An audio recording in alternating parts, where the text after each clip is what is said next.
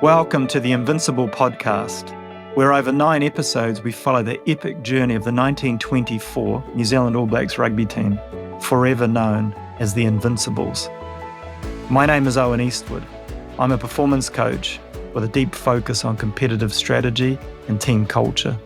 I'm also the author of a book called Belonging, which sets out my coaching philosophy. In each of the 9 episodes, I'm joined by a guest who is also a friend. Together, we work through that particular part of the tour and seek to extract the timeless lessons from the story of the Invincibles. Welcome to episode 4 of the Invincible podcast.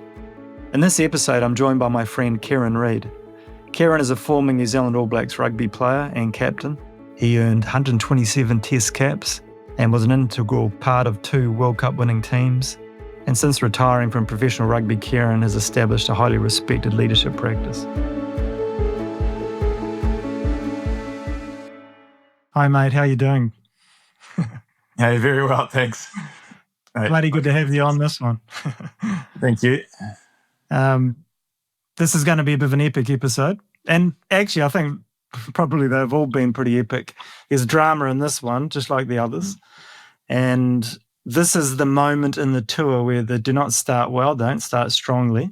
And there's this intervention from the captain and from the player leadership group, which I really think could have gone one or two ways, but it did have a profound effect on the course of the tour and their legacy. So really looking forward to getting into that with you.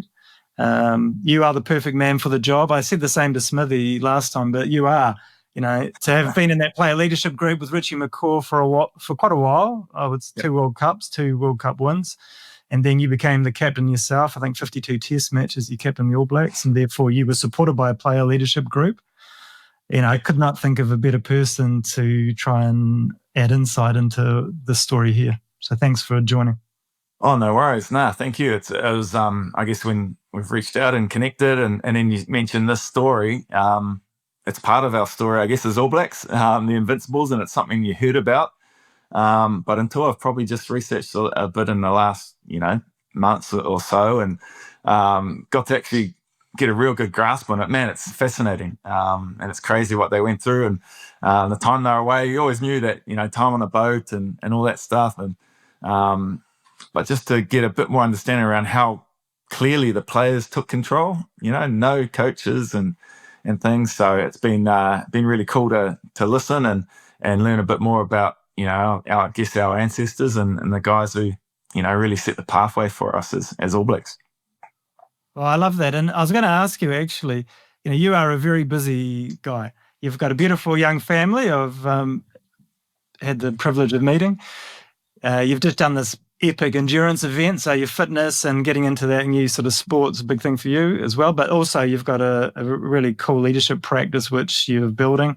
I've got into the weeds on that with you before, and I've got a lot of respect for it, and I think anyone as a leader or a team that's going to work with you is going to grow and improve very, very quickly. So you're a busy guy, and my question for you is, why are you and those other guys, why are we spending time talking about a team 100 years ago? And I want to specifically ask you, as an All Black, when you're in the camp, in the team, what's a practical utility of having this whakapapa, this story that is connected to? Why does that help performance?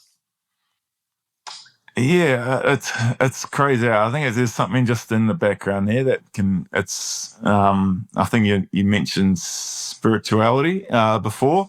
And it's something deeper, than just something that's there. It's something in you. And I think when you become an All Black and you come into this team, there's something bigger than yourself. Most definitely within the squad that you're in right now. But then also you got to look back to the over 100 years of All Black rugby and the different teams that have been before us and have succeeded and maybe haven't succeeded, but they still shape who we are. So that whakapapa kind of just really dictates, I guess, the decisions that we make. So what they did all those years ago, from when I was in the team, it really shaped who we were. It was our identity and identity of New Zealanders, to go overseas and go above our weight and around the world, travel well, hold ourselves in high esteem and dignity, but be pretty ruthless in the way we played and the way we carried ourselves. So I think that kind of really shaped us. As an All Black, for me, I love going around the world and playing because there was different stories for each stadium we played in. And I think we tried to pull out a bit of that history everywhere we went, even if it wasn't specifically rugby, right? It was, we could be in Rome and we played at the Olympic Stadium where New Zealand had its golden hour in 1960, I believe, with two gold medals, Snell and Halberg. Halberg, yeah, Snell and Halberg. So, like, being able to run out in that same pitch as those guys, right? Like that's the connection point. That's whakapapa for us. So I think for me it was really motivating to hold on to, and I guess while we're here, yeah, to tell that story it's an amazing story and part of who we are.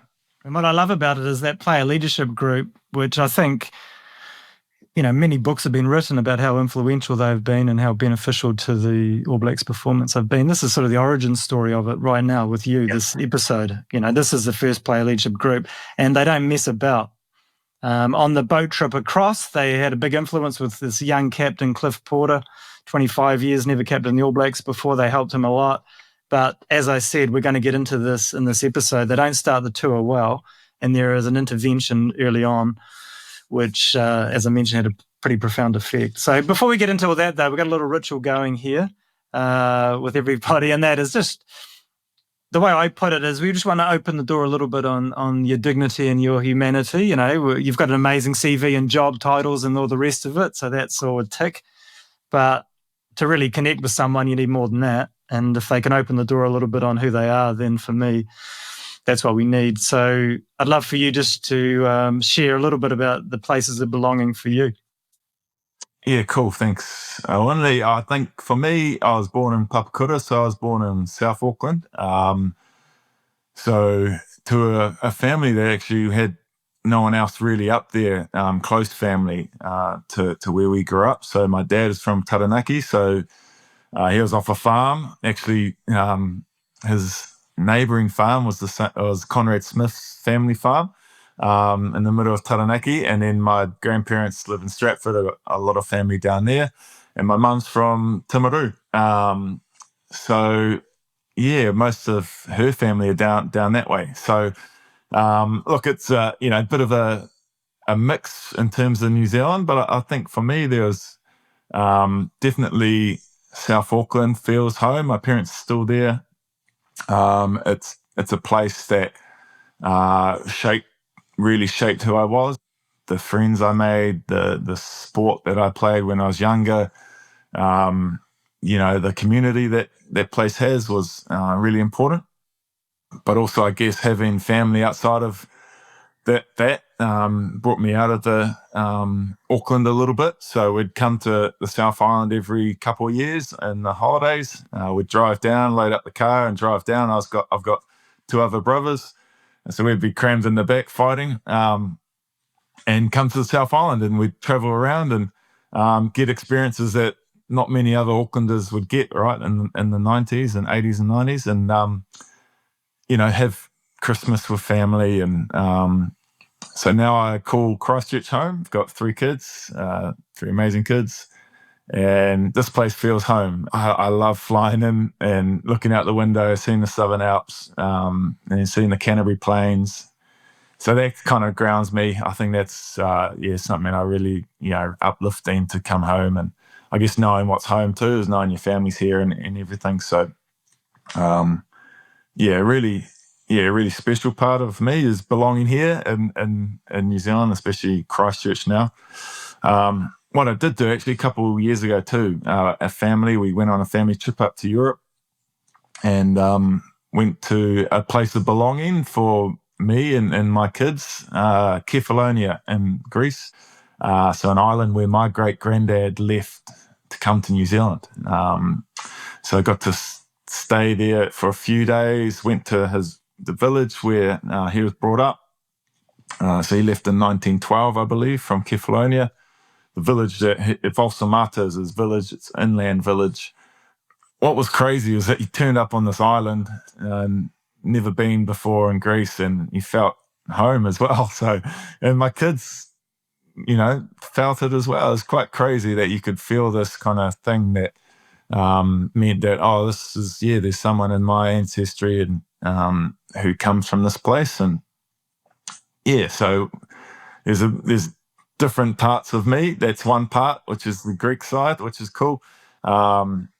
There's my other granddad on that side, and my mum's side is from the Shetland Islands. So it's another pretty crazy place. So I have to get there one day. So some pretty cool lineage, but definitely, I guess, New Zealand for me, right here in Christchurch is the place I really feel like I belong and really connected to. Oh, mate, I absolutely love that. And having kids, what I've found is that the more stories and the more places you can take them and just open their mind to it, what they do is they can then just curate their own identity story from all of that. And it's never the same as me, that's for sure, or their mum. Yep. It's just unique to themselves, but I just find they just love it. And clearly that's a big part of the experience of being in your family too. Yeah, 100%. And it's pretty cool when you open opportunities. And it was never a big part of my childhood growing up. I think it was of that era. My mum, where the Greece part of that history was kind of put to the side. You wanted to assimilate into New Zealand. And so cool story around my great granddad. He ended up being a money lender, a bit of a shark, and did a few different things, but ended up in the end buying houses for his children. And so to come here as basically a refugee, or somehow he found his way to New Zealand, because the rest of his siblings went off different parts of the world to do that. Amazing, right? So yeah, pretty cool stories to share.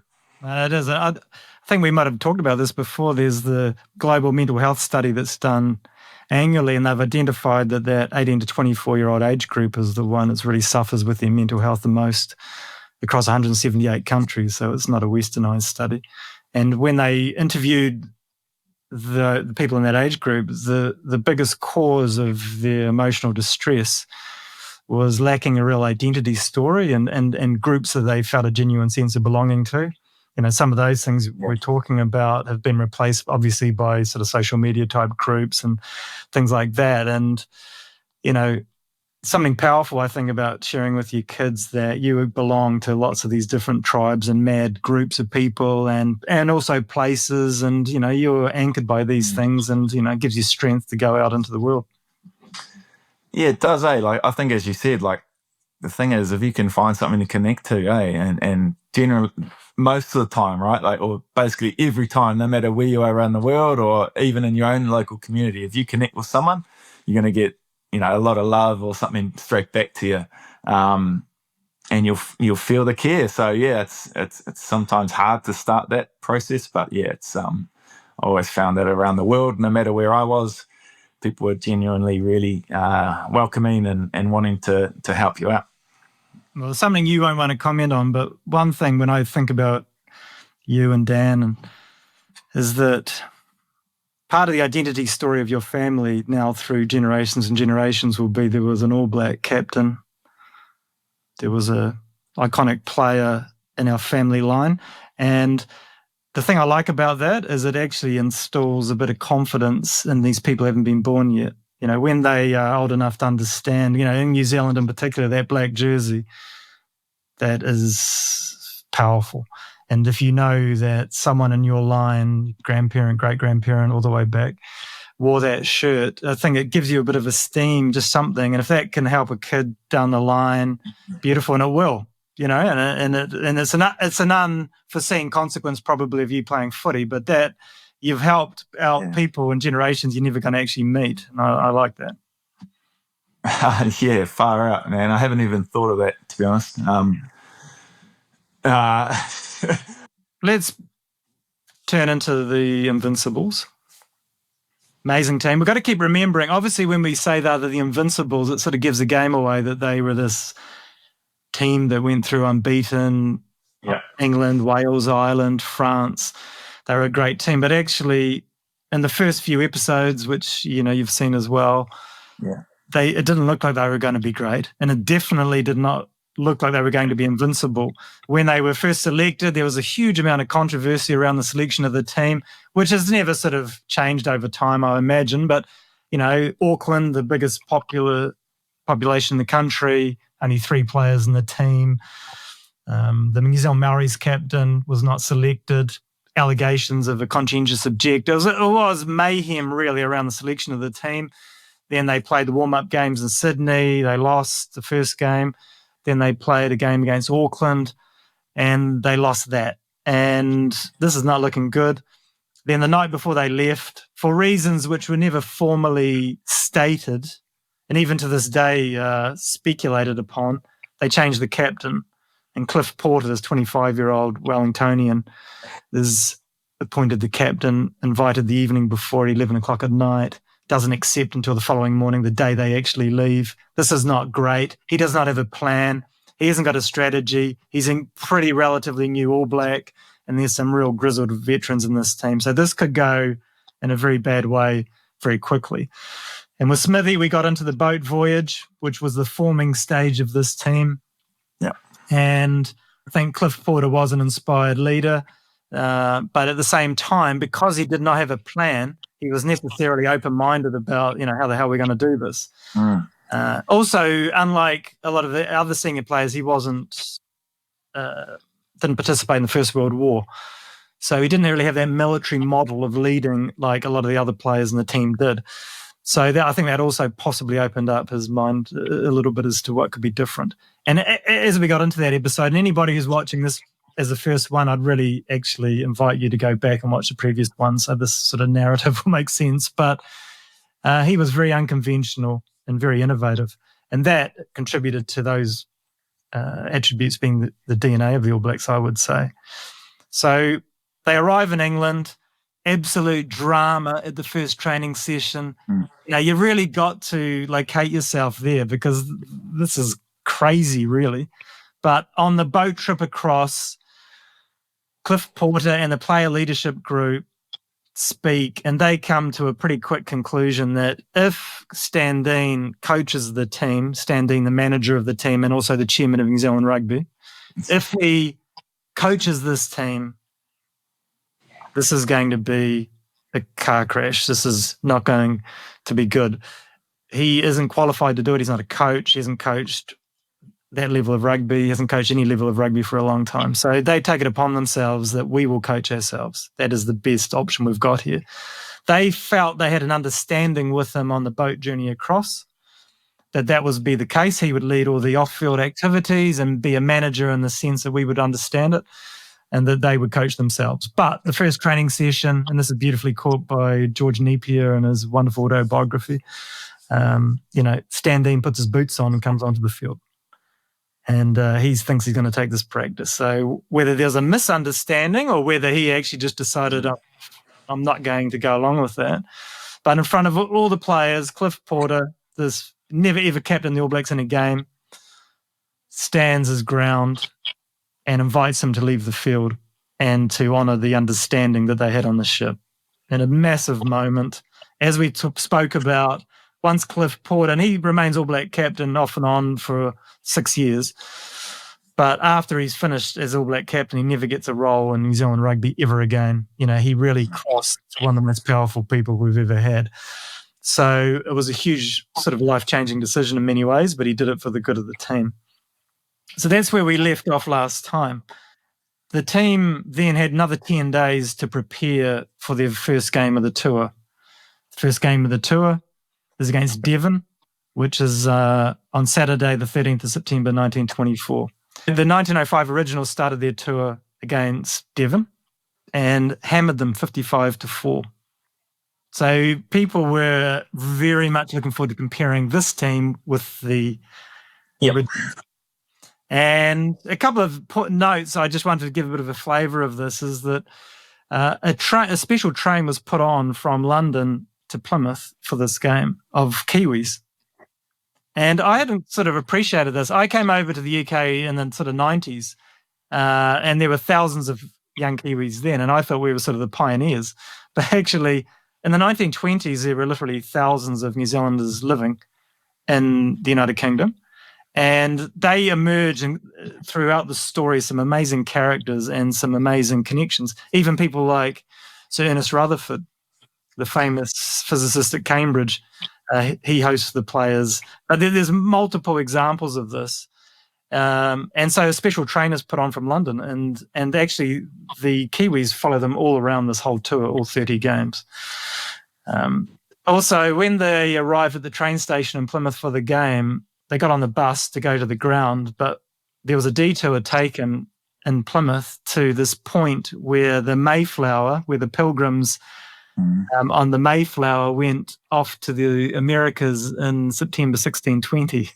As a stay of the game. Yeah, this is like an hour or so before the game. So, and the interesting thing, I enjoyed it. Probably took a bit of nerves away. Yeah, of course it would. Yeah, why not? Like anything to keep you calm, keep you relaxed. Yeah. History lesson. Bloody great idea. Then they get to the ground. There's 18,000 people packed in Plymouth to watch Devon play the All Blacks. Huge expectations. This All Black team is not highly rated, as we know.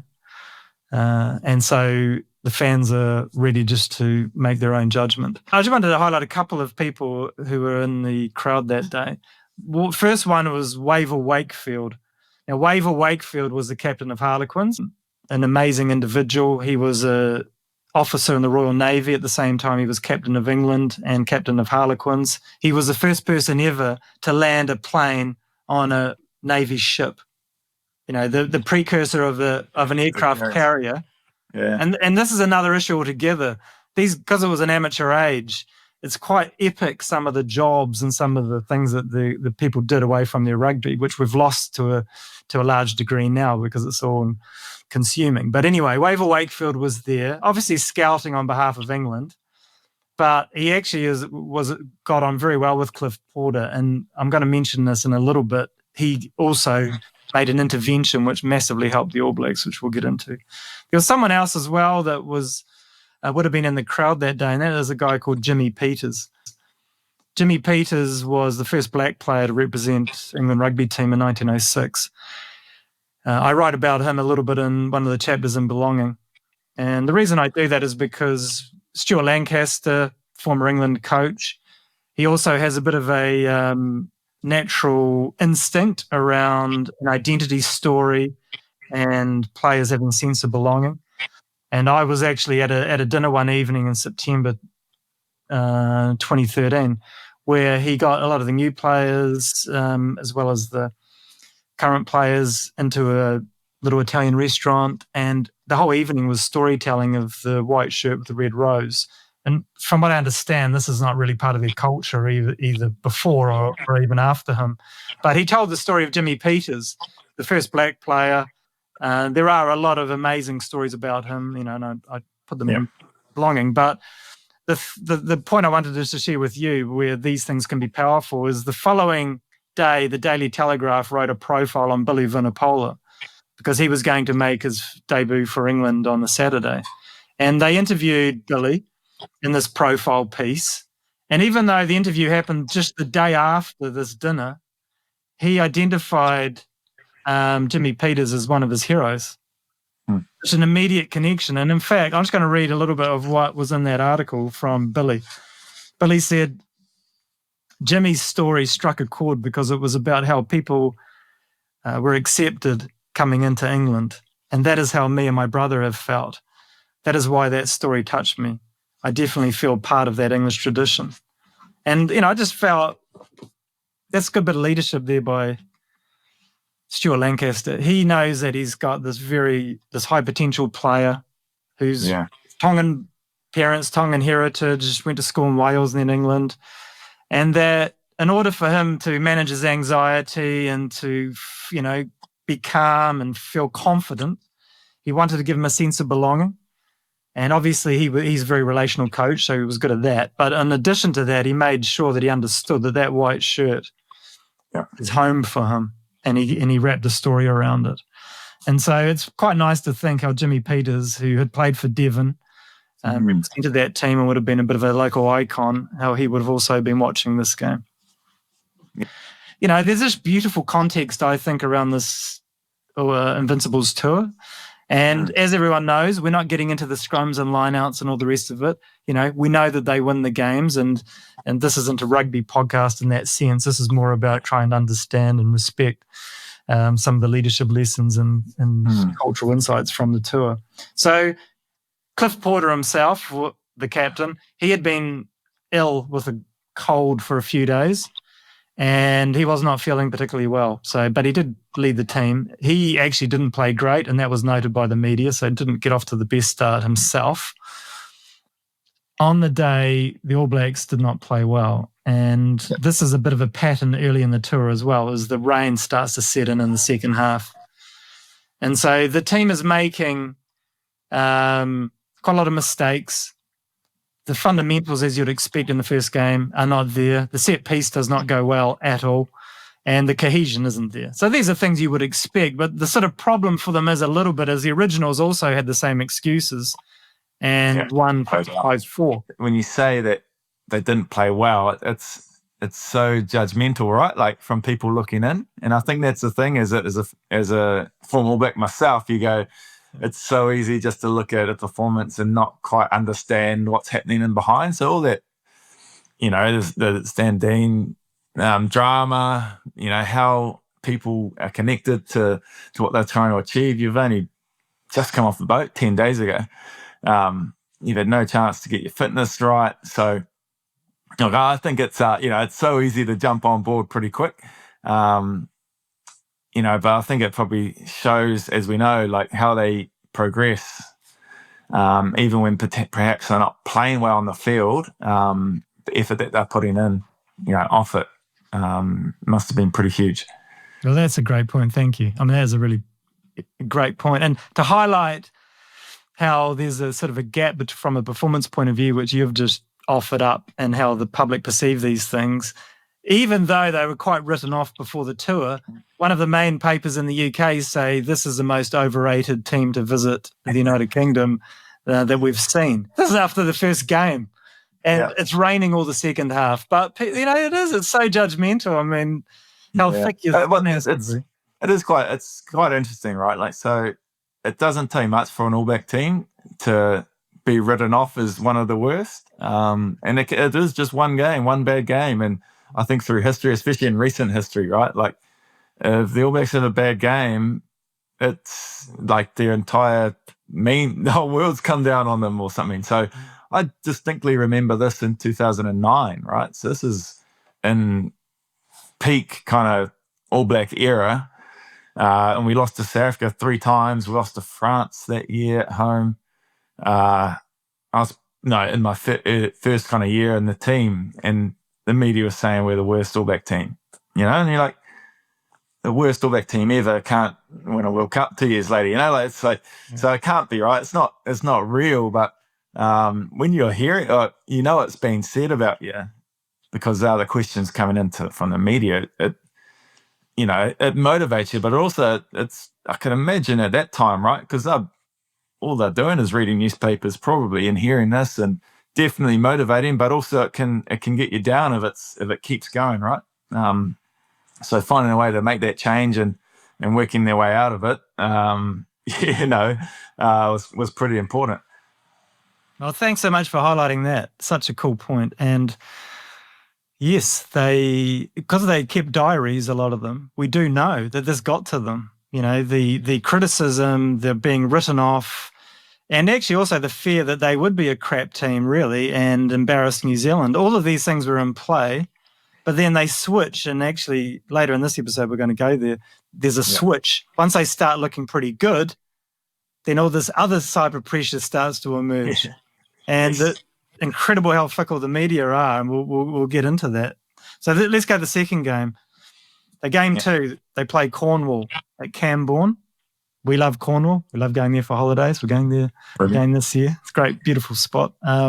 They play them on Thursday, the 18th of September in 1924.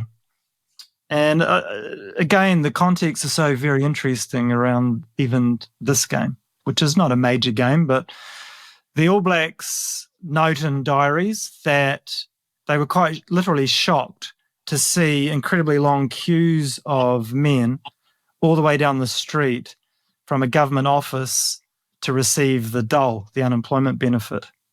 Mm. And, when you think about the 20s, you think about the sort of roaring 20s, I suppose, possibly. The Great Depression doesn't happen until 1929. You don't necessarily think of poverty, but actually Cornwall in particular was one of the poorest areas of England. And an element of that was when the All Blacks come onto the field, they got this incredible ovation like they were the home team. And some of them are like, what's going on here? But actually the reason is in the preceding decades, because Cornwall was such a poor area, that there are estimated to be around 5,000 Cornish people immigrated to live in New Zealand. And not only that, is that what happened was those who immigrated to New Zealand and got jobs and worked there would send money back to Cornwall to help their families.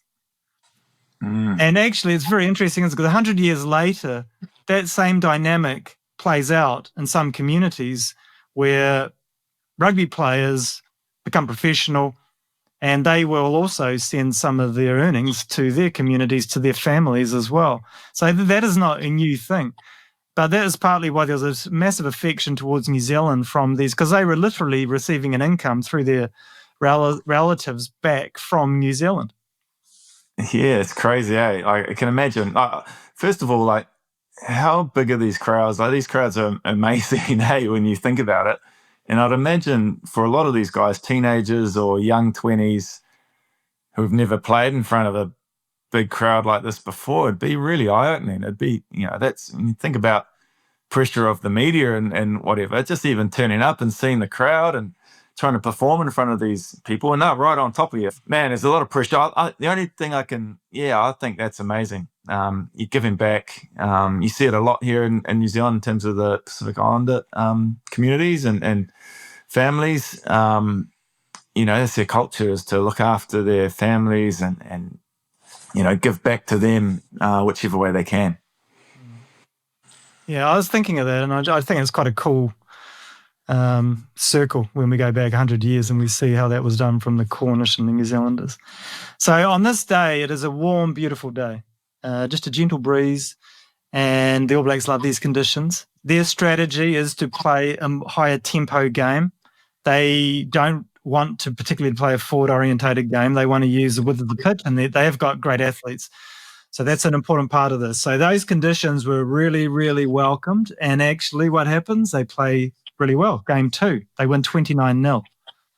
George Napier and Bert Cook, who we mentioned in the previous episode, who become superstars of the tour, they both play exceptionally well, and already they are on the radar, rugby fans and the media as well. So that is starting to look pretty good now. I think there was 8 changes they made between that first and second game. Whether that had an effect or not, I'm not sure. But you have to think they've got they've probably figured out the best way to play, right? Like, it is to use our strengths as New Zealanders, which is our attacking backs. We've got these guys out wide, George Napier, Cook, who can score tries. Let's give them the opportunities. And obviously weather's going to play a big part, ground conditions. But they've they've planned it. They've planned their advantage, and so they need things to go their way. But certainly, that it looks like in this game they've gone, yep, this is our chance to show what we can do. Exactly, and as we spoke about in the last episode, they spent a huge amount of time on the boat voyage. They had the circle ritual where everybody spoke about their position, and then the units also spoke and were given problems to go away and solve and revert back to the team on. Then there were in the evenings there was various lectures. They had a blackboard they would work on. So yeah, you're right. You're 100% right. They knew the style of play they wanted to execute on the field. They were pretty clear about that. But actually now in games 3 and 4, something similar happens. The weather's really poor again. So the game 3 is against Somerset in a place called Western Supermare, which actually is probably about an hour and a half away from where I live in the Cotswolds. Quite a nice spot. Yeah. That game's played on the 20th of September and a Saturday. And it's a horrendous day. Yeah. Again, very wet. There's puddles on the pitch, and that game plan isn't particularly realistic. So they've got to take a bit more of a nutritional approach. And at halftime, the score is 0-0. Yeah. They managed to score in the second half and win the game 6-0. Not impressive, but a lot of mitigation, as you point out. Now, what's sort of quite interesting is the very next game is against Gloucester at Kingsholm in Gloucester, where they still play. I was there a couple of months ago watching Harlequins play Gloucester there, so very cool ground, and the local one for all the people we live around. And on Thursday, the 25th of September, they played them as well. Same thing, rained all day. The field is not in good condition. They struggle to play the way they want to play. And again, they win that game by only 6 points to 0. Yeah. At this point, people are getting a bit nervy and a bit unsettled by the lack of convincing. And remembering, there's no highlights of this. This is all coming back over the wires. So it's not as though you can see how terrible the conditions are. All people are seeing and reading are the reports of the game and what happened, but they're not appreciating fully how difficult the conditions are. Yeah, look, I think, as you say, like, tough conditions is tough conditions. So you got to be able to adapt and see what happens. One thing I did read in a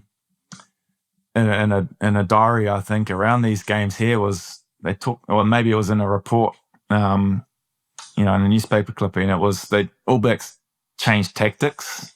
So they obviously figured out it's wet. I think in that first game it was 0 at halftime. They changed tactics to go to more of a kick-in or more of a forward-orientated game. So just showing an ability to adapt, and whether that's through that leadership group, figuring things out right on the fly. You want to entertain a crowd because the crowd's there to witness. The crowd are there to watch you play and play well. And sometimes if you can't quite achieve that, it can be a bit daunting around performance. And we've seen that over years with All Black teams that, are judged for more than a win. That's like you got to play the best game of rugby that you can ever play, right? And maybe that's in the back of their minds, whether, instead of just playing what's in front of you and dictated by the weather and the opposition and things. So yeah, it's to me it shows that, hey, that they're not where they want to be, probably, but they've got the wins, and I think in terms of rugby and touring, sometimes that's all you probably need to kind of keep yourself going. Yeah, and so they played 4, they've won 4, and they haven't conceded 1 point yet. So it flips that around, right? That's amazing. So you think about stats and defensively, like this team's rocking. This team's going really well. So some real positive stuff in that, which probably doesn't get talked about. No, people weren't really talking about that. They were talking about how underwhelming they'd been. And this is the, sort of dramatic point of this episode, is that notwithstanding what you said, is that they had learned to become adaptable and they were tactically flexible.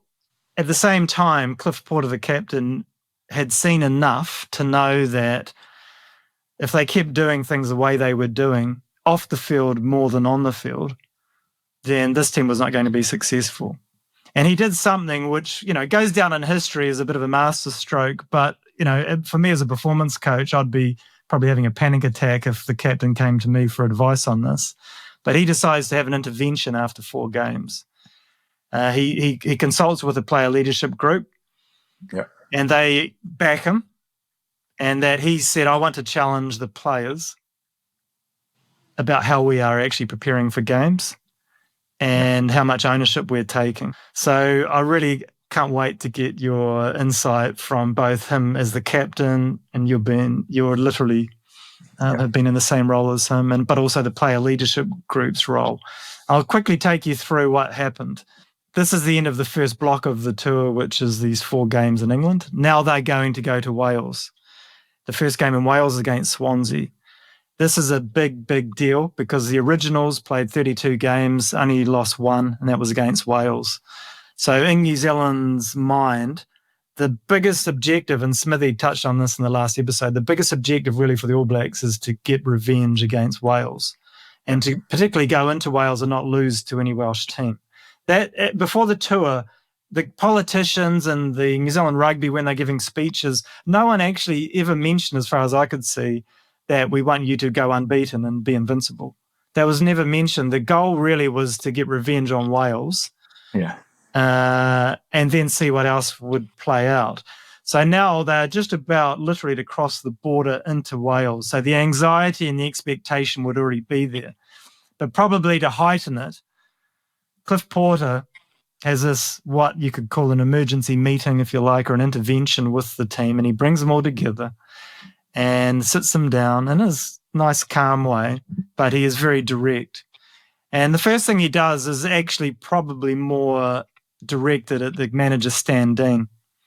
And his point is, we could say that we've not played great because of the weather, but that would be an excuse. The reality is that we're quite inconsistent on the field, and the reason for that is because we're inconsistent off the field. And he gave some examples. He said our environment is inconsistent. He highlighted how sometimes they go to a ground, there was no hot water, there's no towels, there isn't a medical kit bag. Some places they went to, there was a doctor who was there, able to help the injured players. Other places they would go, there's no doctor. They don't know how to go to a doctor. They're going into the village or a town, try and find one. Same with the physical therapist, the masseuse.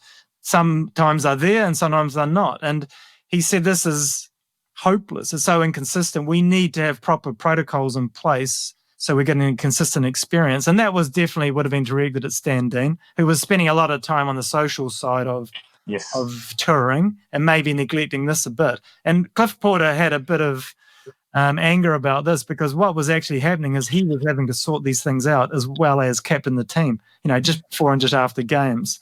And he was none too pleased. But then he went into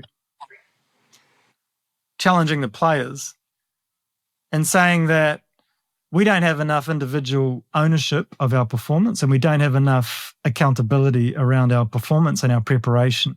And he quoted what was known at the time as the Rafferty Rule. The Rafferty Rule was a rule where touring rugby teams always allowed every individual player to decide whether they trained or not on any given day.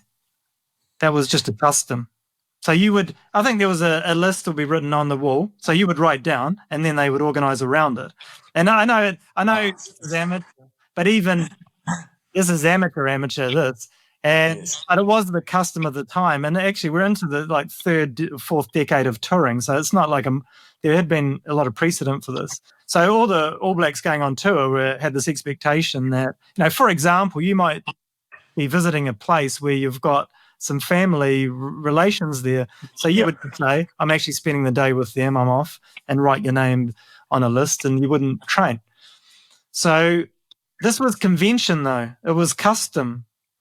So Cliff Porter did something quite radical, if not innovative at least. And he said, I think we should abandon the Rafferty Rule and that we should bring in a new rule, which is that you will train, all of you. It's mandatory unless you're injured. And the player leadership group backed him up on that. The next area he identified was preparation-wise was there was no curfew. And again, that was custom. There wouldn't be a curfew. You're in charge of yourself. You're a grown-up. And, but some people didn't probably take care of themselves the night before a game. So the player leadership group introduced this custom where there would be a 9:00 curfew. You had to be out of the bar area at the hotel by then. Didn't mean you had to go to sleep then, but you had to stop drinking then if you were in the plane. So they brought that in, which again sounds pretty obvious. And then the final part of what I would say was a form of a code. And I really want to love to hear whether, as an All Black captain, you had a code or a set of rules, or how you actually articulated standards. So the fourth item on Cliff Porter's list in this intervention meeting was, we are going to start reviewing games properly. At the moment, it felt chaotic and a bit of a shambles and lots of people having their opinion. So this is what we're going to do. After every single game, we are going to stay in the dressing room and do a review. And the review will be led by the non-players of that game. So the people who didn't play in the game, you will lead the review, you will do the analytical bit, and then after you've shared your views, the strengths and weaknesses, what are the key learnings, then it's an open floor. Anybody can comment. And this is what they did, and in many ways it flows from the circle ritual they did on the boat, where again they had all together in a circle, and they had a safe place in order to put ideas and to challenge each other. And they did it again, and very, very powerful here. This becomes an incredible part of their culture. And they were extracting these learnings. And there's some good stories about sometimes this went for more than an hour. Sometimes it got quite heated. Sometimes they had to go to the aftermatch, but then after the aftermatch, they resumed it in the bar. And, they really, really got into it. They obviously loved it. They were very passionate about it. So this is what happens after game 4 and before they cross the border into Wales, is that really, and I think, but you tell me, this probably echoes for decades, if not 100 years, in terms of the All Black culture. That's revolutionary, really. It's courageous from Cliff Porter to get up in front of the team and make the stand. I think, which is amazing. And even just to understand what's required.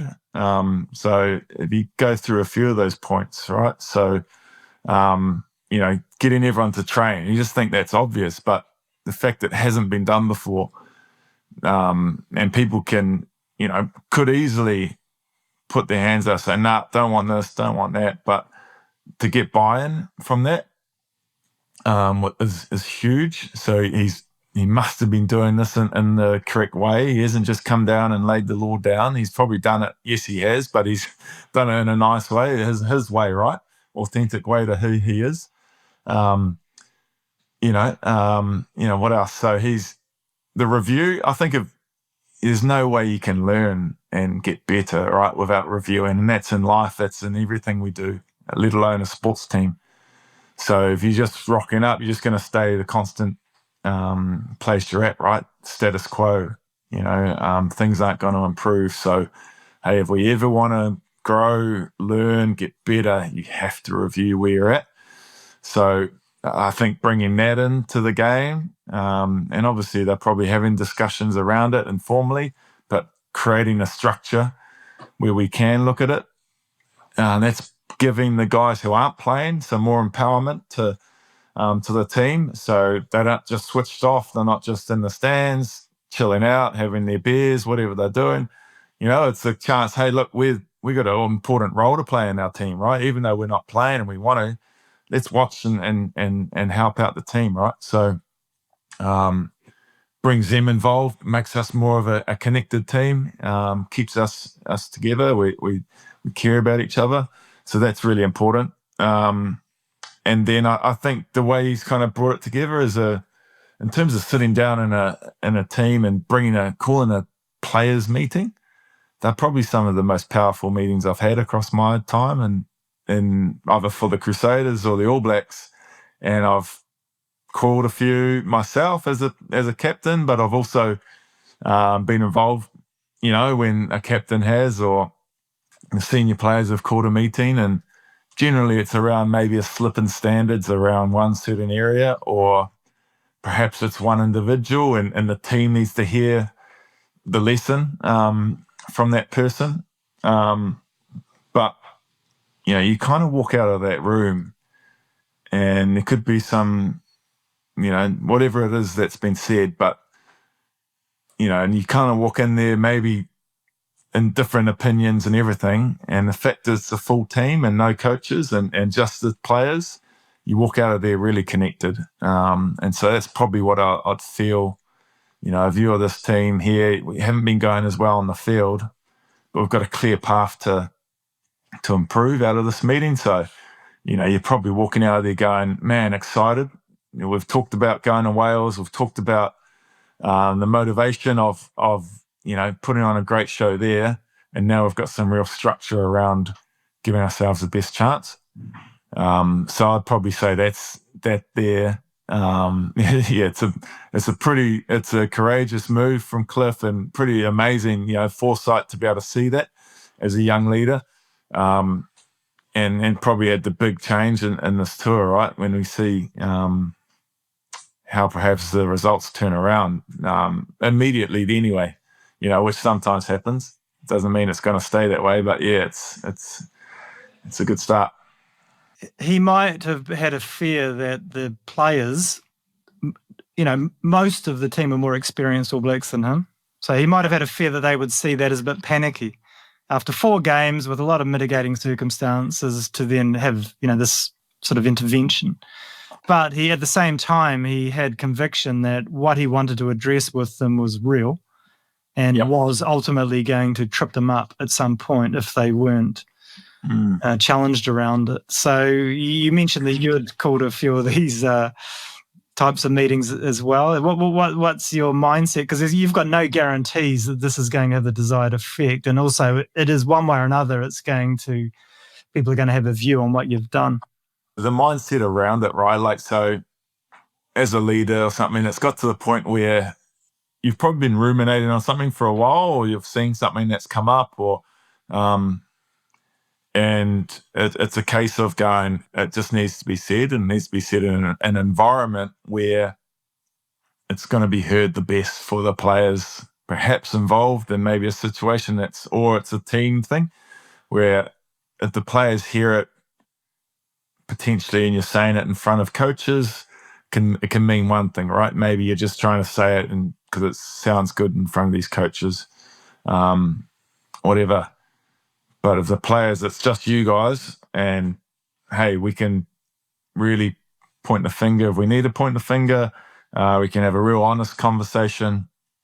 I think that's what you're trying to achieve out of that, is the players to understand that, hey, it's just us here. We're the ones that are going on the field. We need to be fully connected and fully aligned in what we're trying to achieve. One example, right, that happened in Argentina. I was in Argentina, I think it was a Thursday training, quite an important training for us as All Blacks, 2 days before a test match, rugby championship. And it's like our intense training. It's a real fast-paced training. And we trained pretty poorly. But there were certain things we needed to achieve in the training, like, because we had a young side. It was, I think, 2016. We had new guys playing in this game who maybe were playing in their debut games or only their first few games to the All Blacks. And we didn't train that well because we were under pressure. Coaches putting us under pressure. And then coach said, "Oh, that's it." And he called training, called it off. And and he said, "We're done." Came in, and I just, at that point, it was a case of, we can either walk off, but I've got players here who aren't going to be, if this was a 2015, 2014 team where you've got experienced players, been here before, yep, all good, we could walk off and finish. But this team here with new guys, debut guys who haven't been in this environment before, hey, we need to actually go through these moves and do it. So case of the coaches walked off the field, and I brought us back into a huddle and said, "Boys, hey, what do we need here? We got to make sure we nail this.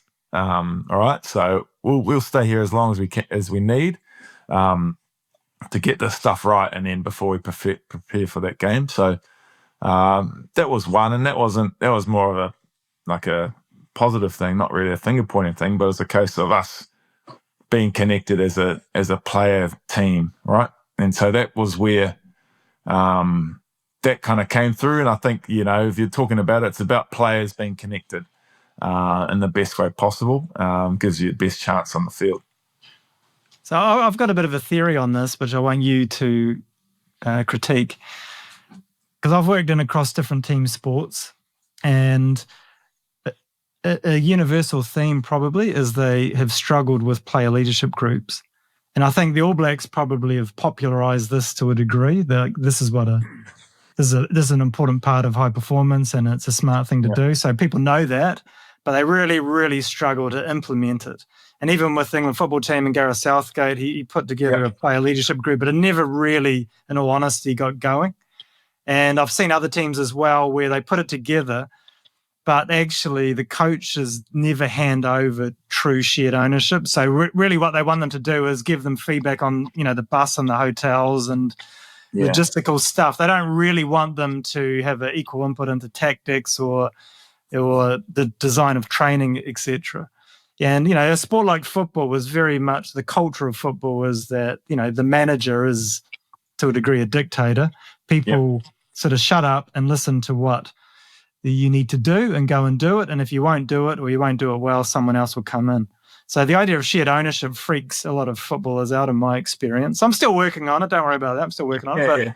But with the All Blacks, my theory is partly going back to the Invincibles, but because it was part of the success story for so long, and not only that, from this, literally the episode you and I are doing together here, this player leadership group is all in on the game strategy and the preparation and the way we're playing. They're not asking questions or contributing on the team hotel and the team bus. They are right in it. And so you inherited these things. So like you're at the Crusaders and the All Blacks. So I think your model of what a player leadership group would look like must be probably very different now that you're a leadership coach and you're out there in the real world. Look, I think when you first look at it, right, so the All Blacks origin story of their leadership group is about leading. That they've got no coach. They are actually doing everything, right? So they're at the same time as being on the field, they are coaching and they're leading the whole environment. And I think that's probably a great way of looking at it, right? So the players are on the field. They're the ones that are seeing everything out there and they know what needs to be done. So it's a case of, okay, let's try and give the players as much as we can. So it's trying to give the people who are doing the job, the most chance to make the best decisions, right? So they should be making decisions. So for All Blacks, I guess that's where it started. It went through different iterations over time. I came into the leadership group after 2011 World Cup to 15, and as a lieutenant, I guess you can see this environment is definitely about putting it on the players. So sorry, I should take that back. When I walked into the All Blacks in 2008, the captain's getting up and delivering a speech. When we're sitting in meetings, the first five's telling us our tactics. Another Ma'anonu's talking about defense. These guys are running meetings and they're running the team, right? They've got ownership. They've got empowerment to go and do that. So that's what you walk into. And then when you come into the leadership group, you see how much it means to us to be connected, to be aligned. Yes, the coaches have what they do and they spend more time analysing and seeing trends and helping and looking at skill-based things that we can do. But the players are the ones that have to have the voice and deliver it to the whole group, because that's where the connection is. That's where you're going to be doing it on the field.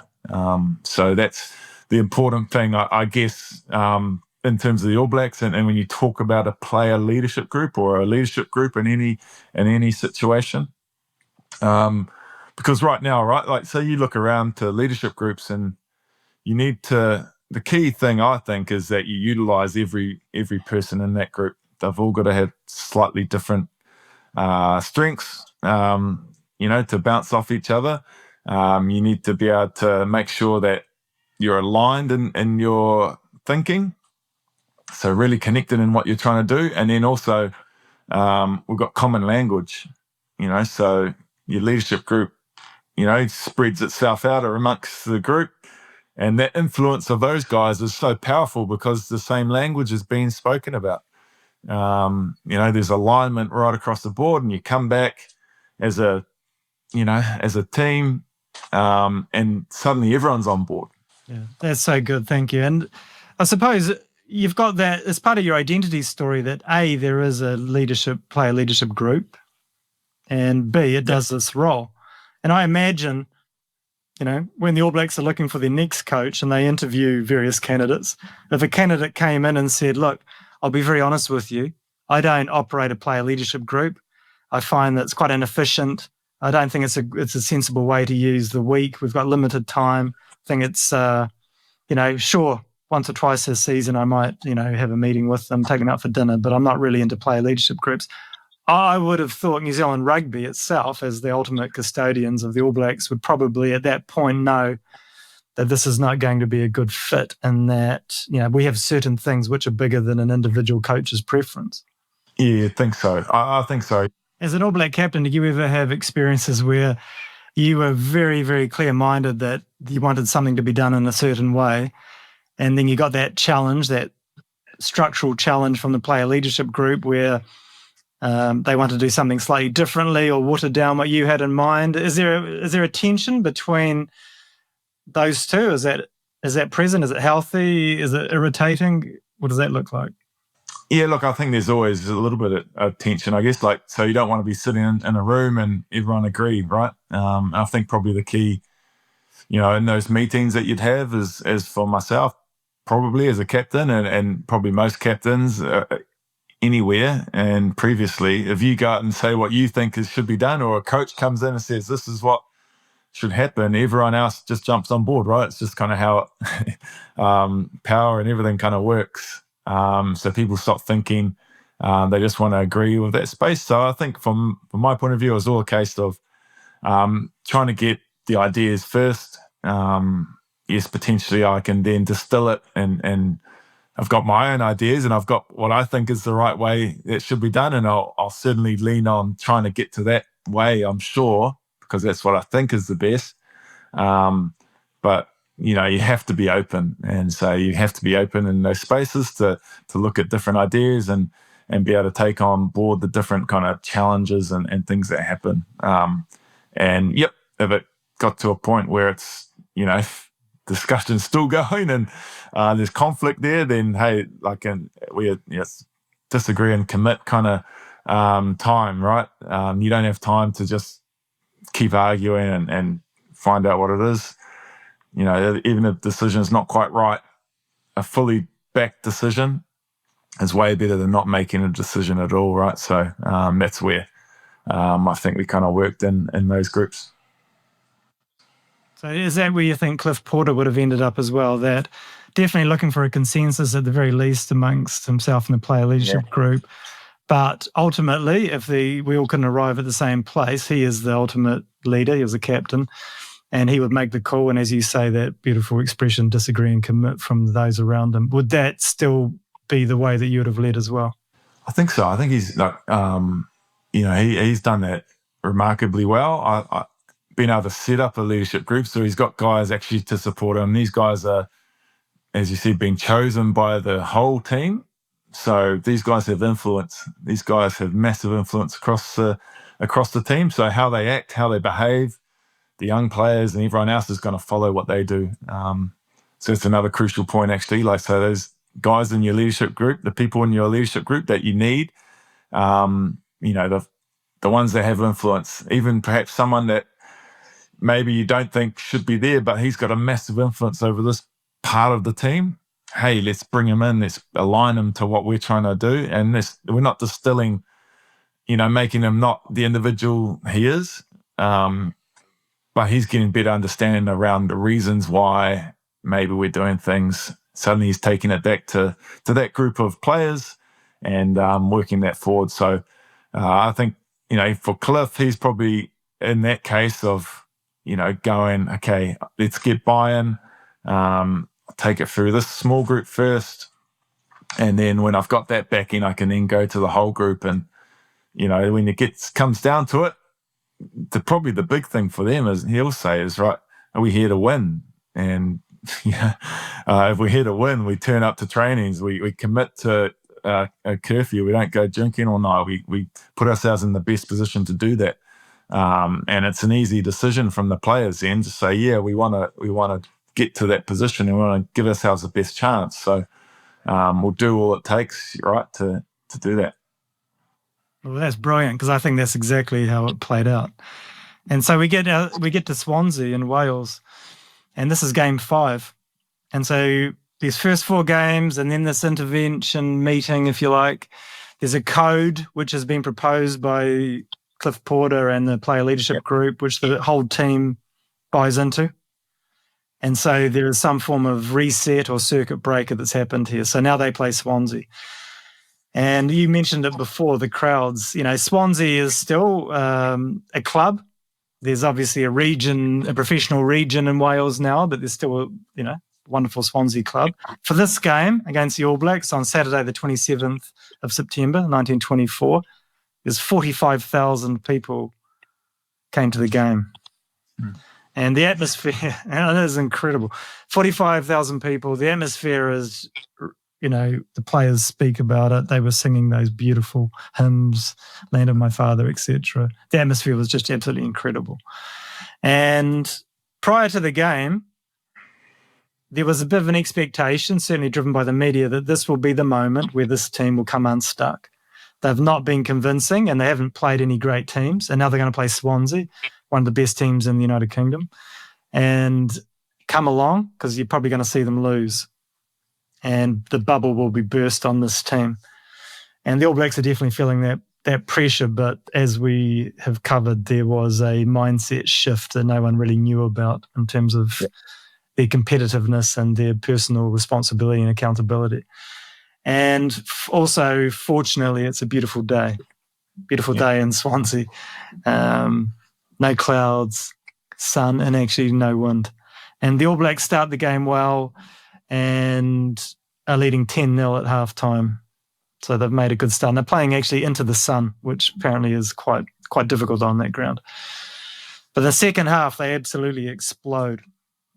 Scored 7 tries and win the game 39-3, with a penalty goal being the first point scored against them in the 5th game. And they were absolutely on fire. And the stars of the game were, not surprisingly, George Napier again, but also Dan Carter's great uncle, Bill Daly, who plays 9. Halfback. He had a great game as well, which was going to then put him into Test contention. And this is the thing we've rehearsed this already. This is what happens.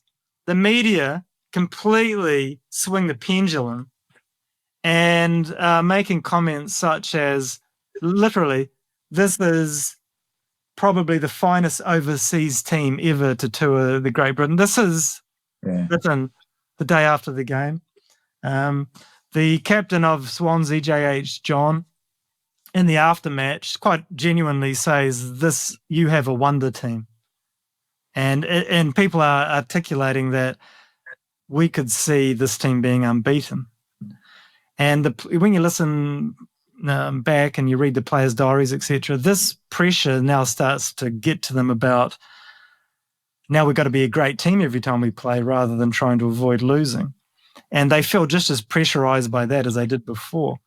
And we'll get into this in the very next episode with Pippa Grange, but they play Newport in the next game, and that's the closest they ever get to losing. And it's clear from their diaries is actually they mentally were not sure how to navigate this shift in expectation on the outside.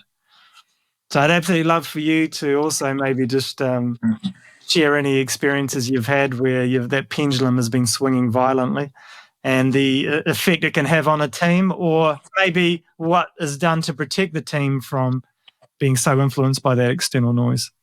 It's part and parcel of being in any kind of environment, right? That's high performing, and especially as an All Black team, the media scrutiny is huge, and the expectations are massive as well. So you have to expect it to go up and down, basically on your outcomes. Even your performances can be affected. So I guess in rugby in New Zealand, you're not taught, but you learn over time that, in essence, you're not going to gain anything positive out of listening to the media, reading articles, whatever it is. So, hey, let's not engage in the positive ones, because if you engage in the positive, you're always going to engage in, say, the negative that come along. So I guess for me personally, that's how I operated across my career. I'd stay away. I wouldn't even, it was newspapers when I first started, changed a little bit. So it's on your phone and you're scrolling through, your news feed, and would stay away from the sport because I just, didn't even want to see a headline. I knew how I was, but I knew that why would I engage? Because it's just going to affect you in certain ways. Back then, 100 years ago, it's probably amazing. It's kind of something that's novel. It's, getting the chance to see, your team out there and being read about in the newspapers and things like that. You're traveling with all the press guys as well. Probably, I'm sure they're going around on tour, and you're catching up for beers and things like that. So the key around it is to be aware, but also understand that your own standards, your own team values and everything come before all that stuff that's external. So there's probably no All Black team that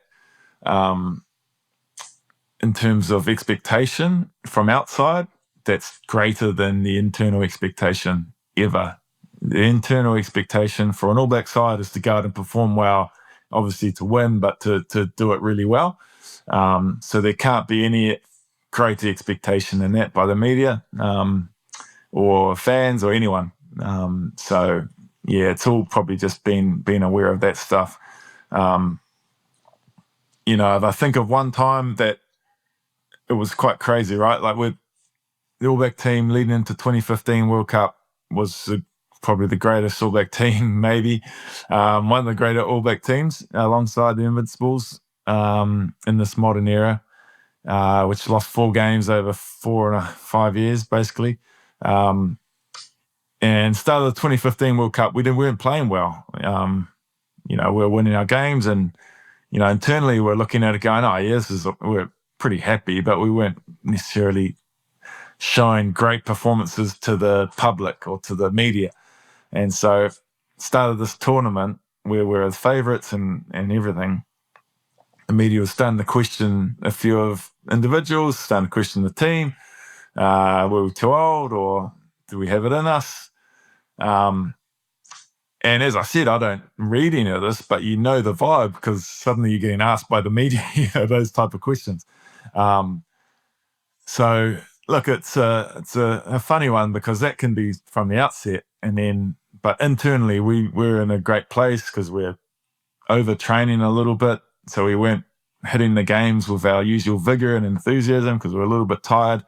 So by the time we kind of made the switch there and got into back into the pool stages, the finals, we're probably playing some of the best footy that we'd played in a number of years, and went on and won that World Cup. So you can, within a few weeks, right, it's that fickle nature of being, not quite the greatest All Black team to suddenly you're obviously World Cup winners, you're one of the greatest. So you just worry about your own internal noise, I think, is the most important part.